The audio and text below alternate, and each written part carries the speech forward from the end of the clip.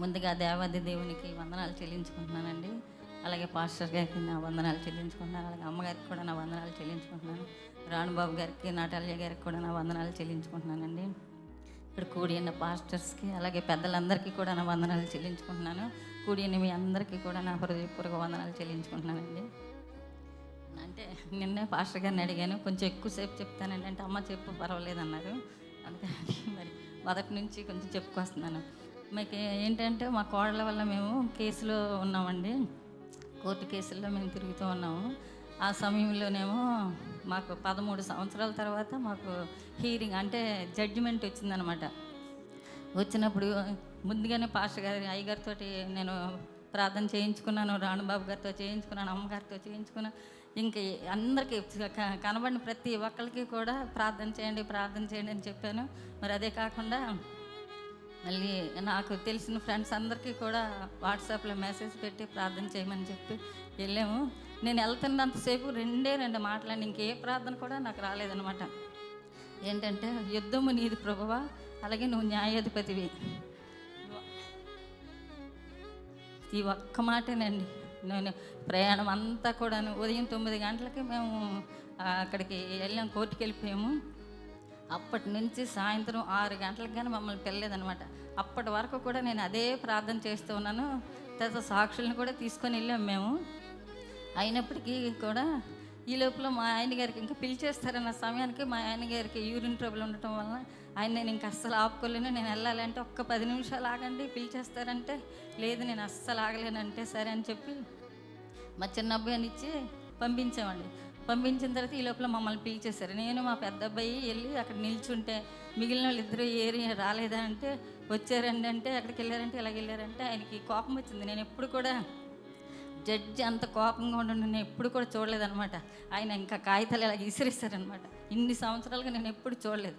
చూసి ఇంకేం చేశారంటే మీకు 2 సంవత్సరాలు శిక్ష ఇస్తాము అని అన్నారు. అయినా కూడా నా నోట్లో ఈ 2 మాటలే ఇంకా అలాగా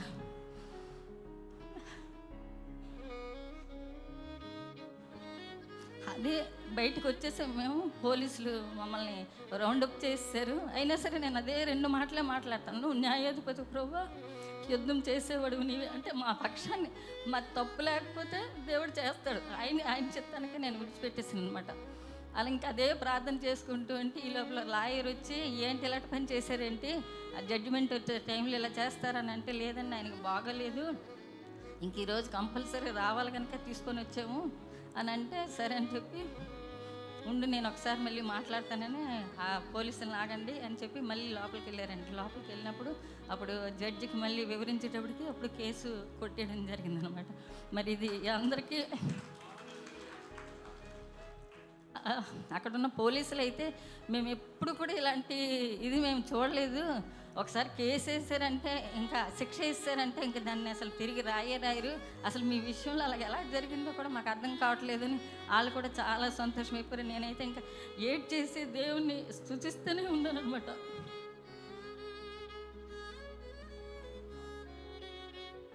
అదండి అలా జరిగింది. లేకపోతే మేము ఇంకా కూడా అక్కడే శిక్షలు ఉండి ఇంకా మీ అందరికీ ఇప్పుడు మేము కనబడేవాళ్ళమేమో. దేవుడు అలాంటి కృప చూపించడానికి దేవునికి వందనాలు చెల్లించుకుంటున్నాను.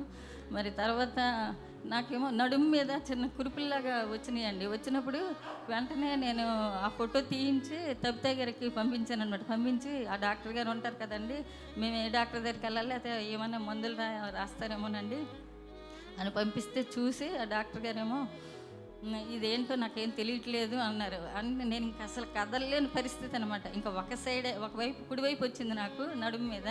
నేను ఇంక ఒక సైడ్ పడుకోవడం కూడా చాలా కష్టం అనమాట. చాలా పెయిన్ అసలు విపరీతమైన బాధ అనమాట. భరించలేకపోతున్నాను నేను.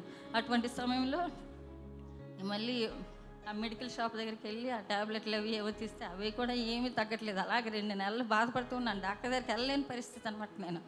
ఆ తర్వాత ఇంక 2 నెలల తర్వాత సరే అని చెప్పి మేము డాక్టర్ దగ్గరికి వెళ్ళటం జరిగితే నువ్వు ఎంత భరించవమ్మా, త్వరగా రావాల్సింది కదా అంటే నేను కూర్చోలేకపోయినా రాలేకపోయినా అందుకంటే ఆయన అప్పుడు మళ్ళీ మందులు అవి రాశారు. ఇది ఇంకా ఇంకో 4 రోజుల వరకు నీకు ఉంటుంది ఇది అని చెప్పినప్పుడు సరే అని చెప్పి మేము ఆ మందులు తీసుకుని వచ్చాము. అలాగే 3 నెలలు నేను బాధపడ్డాను. 3 నెలలు కాదు కానీ ఇంకా ఎక్కువసేపు ఇంకా ఎక్కువ కాలమే నేను బాధపడ్డాను. అలాగా అది హీల్ అయింది కదా, ఇంకా చర్చికి వచ్చేద్దాం అన్న సమయంలో ఇంకా కాళ్ళు విపరీతమైన తిమ్మిర్లు, మంటలు, ఆ పాదాలు అడుగుని నొప్పులు అనమాట. అడుగు కూడా తీసి అడుగు వేయలేకపోతున్నాను అనమాట. ఒకవేళ అడుగు వేయాలన్నా కూడా కుర్చీలు పట్టుకొని, మంచాలు పట్టుకొని వంగని అలా నడుచుకుంటూ బాత్రూమ్కి వెళ్ళాలన్నా కూడా చాలా కష్టంగా ఉండేది అనమాట. అలాంటి పరిస్థితి వచ్చేసింది. అప్పుడు కూర్మనపాలెంలోని శర్మ గారు అనే ఉన్నారు. ఆయన దగ్గరికి వెళ్ళినప్పుడు ఆయన చూసి ఒకసారి మీరు షుగర్ టెస్ట్ చేయించుకుంటే బాగుంటుందమ్మా అన్నప్పుడు సరే అని చెప్పి షుగర్ టెస్ట్ చేశారండి. చేస్తే 446 ఉంది.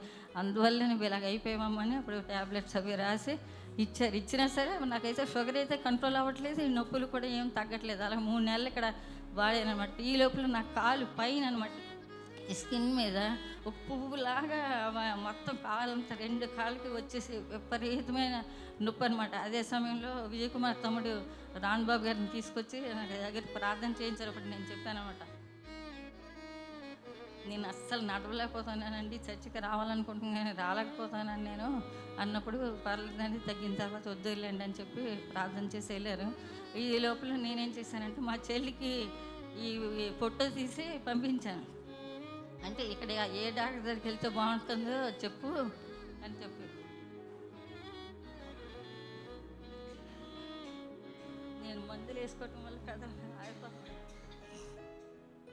అది అలాగన్నప్పుడు సరే అని చెప్పి మా చెల్లికి చూపించినప్పుడు మా చెల్లి ఇంకా అవి చూసి నన్ను చాలా భయపెట్టేసింది. ఎప్పుడు 2023లోను December 31 అనమాట. అది చూసి 1 గంటకి ఫోన్ చేసి నీ కాళ్ళు ఇలాగ అయిపోయి అంటే నువ్వు వెంటనే బయలుదేరి వచ్చి అంటే లేదు నేను రాను, నేను అక్కడికి రాను, నేను అసలు నడవలేని పరిస్థితిలో ఉన్నాను, నువ్వే నాకు ఏదైనా సజెషన్ చెప్పు అని అన్నప్పుడు నీ కాళ్ళు తీసేసే పరిస్థితి వచ్చింది, నువ్వు ఇంకా రాను అంట పెట్టాను. వెంటనే 3 గంటలకి ఆ రోజు మధ్యాహ్నం 3 గంటలకి నాకు టికెట్ బుక్ చేసిందండి. అలాగే వెళ్ళి దగ్గర సంవత్సరం అంతా కూడా ఉండి మళ్ళీ ఈ సంవత్సరం ఇక్కడికి రావడానికి జరిగింది. అక్కడ చాలామంది డాక్టర్స్కి చూపించినప్పటికీ కూడా అక్కడ ఎంతమందికి చూపిస్తున్నా కూడా ఇవేం తగ్గట్లేదు. నాకు తగ్గకపోయేటప్పటికీ మళ్ళీ వేరే డాక్టర్లకు అలాగా చూపించుకుంటే చాలా డబ్బులు ఖర్చు పెట్టిందండి. మా చెల్లి చాలా బాగా చూసింది నన్ను, చాలా ప్రేమగా కూడా నన్ను చూసుకుంది, చాలా బాగా చూసుకుంది కూడా నన్ను.